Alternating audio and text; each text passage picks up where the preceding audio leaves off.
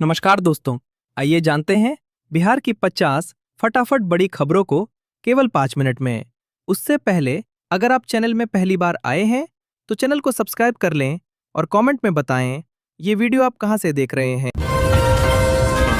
बिहार सरकार ग्रामीण क्षेत्रों में सड़कों और पुलों के निर्माण को प्राथमिकता दे रही है। ग्रामीण अवसंरचना विकास निधि के अंतर्गत सड़कों एवं पुलों के निर्माण कार्यों को तेजी से किया जा रहा है।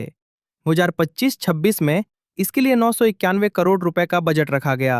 राज्य भर में कई सड़कों और पुलों का निर्माण कार्य पूरा किया गया है, जिससे गांवों में संपर्कता बढ़ी है और विकास को गति मिली है। बिहार के विभिन्न जिलों में महिलाओं के लिए 80 और पिंक बसें चलाई जाएंगी। वर्तमान में पटना, मुजफ्फरपुर समेत 5 जिलों में 20 पिंक बसें चल रही हैं। इन बसों में मासिक पास की सुविधा है, जिसके लिए महिलाओं को आवश्यक दस्तावेज जमा करने होंगे।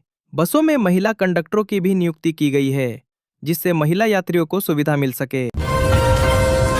आलमनगर में तेजस्वी यादव ने महाविष्णु त्रिकुंज यज्ञ का उद्घाटन किया। उन्होंने एनडीए सरकार पर भ्रष्टाचार और बेरोजगारी को लेकर निशाना साधा। तेजस्वी ने वादा किया कि अगर वे मुख्यमंत्री बनते हैं तो 200 यूनिट बिजली मुफ्त, 500 रुपए में सिलेंडर और पेंशन में वृद्धि करेंगे। उन्होंने बिहार में बिहारियों को नौकरी देने का कानून लाने की भी बात कही।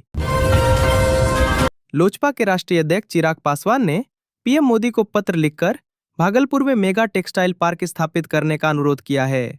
उन्होंने भागलपुर की वस्त्र उद्योग की समृद्ध विरासत पर जोर दिया, खासकर भागलपुरी सिल्क का, जिसे क्वींस ऑफ फैब्रिक्स कहा जाता है। पासवान ने कहा कि इससे स्थानीय अर्थव्यवस्था को बढ़ावा मिलेगा और क्षेत्र का विकास होगा। प्रशांत किशोर ने परसा और सोनपुर में जनसभाओं को संबोधित किया।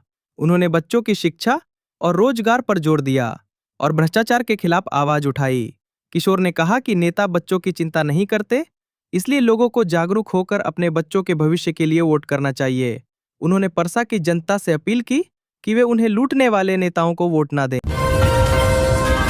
विदेश मंत्री एस जयशंकर से ऑपरेशन सिंदूर पर चर्चा के लिए विभिन्न देशों में भेजे गए प्रतिनिधि मंडलों ने मुलाकात की।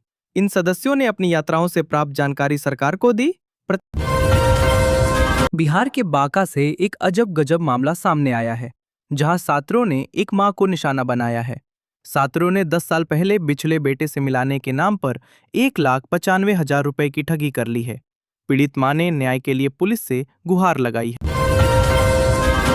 आइए जानते हैं क्या है पूरा मामला। अब यात्री पटना से जम्मू जाने के बाद वंदे भारत से श्रीनगर तक जा सकते हैं। माता वैष्णो देवी के दर्शन करने के लिए यहां से काफी संख्या में लोग जाते हैं। प्रधानमंत्री नरेंद्र मोदी द्वारा चिनाब एवं अंजी पुल के उद्घाटन करने से पटना से श्रीनगर जाने वाले यात्रियों को काफी सुविधा होगी। हाई ब्लड प्रेशर से होने वाला सिर दर्द एक गंभीर समस्या का संकेत हो, high blood pressure warning sign हो सकता है। अगर आपको सिर दर्द के साथ इस आर्टिकल में बताए संकेत भी महसूस हो रहे हैं तो तुरंत बीपी चेक करना जरूरी है। यह हाई बीपी के कारण हो सकता है, जिसका इलाज न करवाना आपके लिए भारी पड़ सकता है। अब यात्री पटना से जम्मू जाने के बाद वंदे भारत से श्रीनगर तक जा सकते हैं। माता वैष्णो देवी के दर्शन करने के लिए यहां से काफी संख्या में लोग जाते हैं। प्रधानमंत्री नरेंद्र मोदी द्वारा चिनाब एवं अंजी पुल के उद्घाटन करने से पटना से श्रीनगर जाने वाले यात्रियों को काफी सुविधा होगी। जेईई एडवांस परीक्षा में सफलता नहीं मिलने पर अभ्यर्थियों घबराने की जरूरत नहीं है। देश के कई बड़े इंजीनियरिंग संस्थानों के साथ साथ ट्रिपल आईटी व एनआईटी में भी जेईई मेन के स्कोर के आधार पर नामांकन लिए जाते हैं। एनआईटी में प्रवेश के लिए जेईई मेन का स्कोर काफी उपयोगी है। तेज आवाज के खतरे से आमजन अनजान है। प्रशासन सख्त कानूनों को लागू कराने की ओर से उदासीन है। बिहार के शिवहर में 14 वर्षीय किशोरी पिंकी कुमारी इसी तेज ध्वनि से बेहोश हुई और इलाज में लापरवाही के चलते मौत हो गई। किशोरों बच्चों को अधिक ध्यान देने की जरूरत है। बिहार में सरकारी कर्मचारियों के महंगाई भत्ते में फिर वृद्धि की संभावना है, जो जुलाई से प्रभावी हो सकती है। यह वृद्धि 2 से 3% तक होने की उम्मीद है और 7वें वेतन आयोग के तहत अंतिम मानी जा रही है, क्योंकि अगले वर्ष 8वां वेतन आयोग लागू होने की संभावना है। राज्य सरकार वित्तीय स्थिति को देखते हुए निर्णय लेगी, लेकिन केंद्र के अनुसार चलने की उम्मीद है। बिहार विधान परिषद के सभापति के चेंबर में लगे कंप्यूटर से छेड़छाड़ की गई।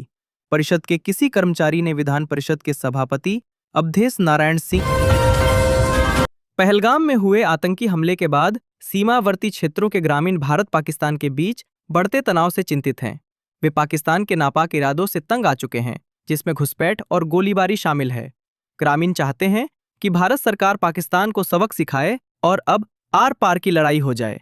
उन्होंने कहा कि अब दो हाथ हो ही जाना चाहिए। नवगछिया पुलिस जिला के 10 पीटीसी सिपाहियों को सहायक अवर निरीक्षक में पदोन्नति दी गई। नवगछिया एसपी प्रेरणा कुमार ने पुलिस कार्यालय में पीपिंग समारोह आयोजित कर सभी को स्टार लगाकर बधाई दी। पदोन्नति पाने वालों में बैजू कुमार, विभा देवी, राजेंद्र कुमार, राम समेत 10 सिपाही शामिल हैं। एसपी ने भी उन्हें हार्दिक बधाई और शुभकामनाएं दी। भागलपुर जिले के रंगरा में कॉलेज छात्रा की हत्या के मामले में पुलिस ने उसके प्रेमी प्रिंस कुमार को गिरफ्तार किया है।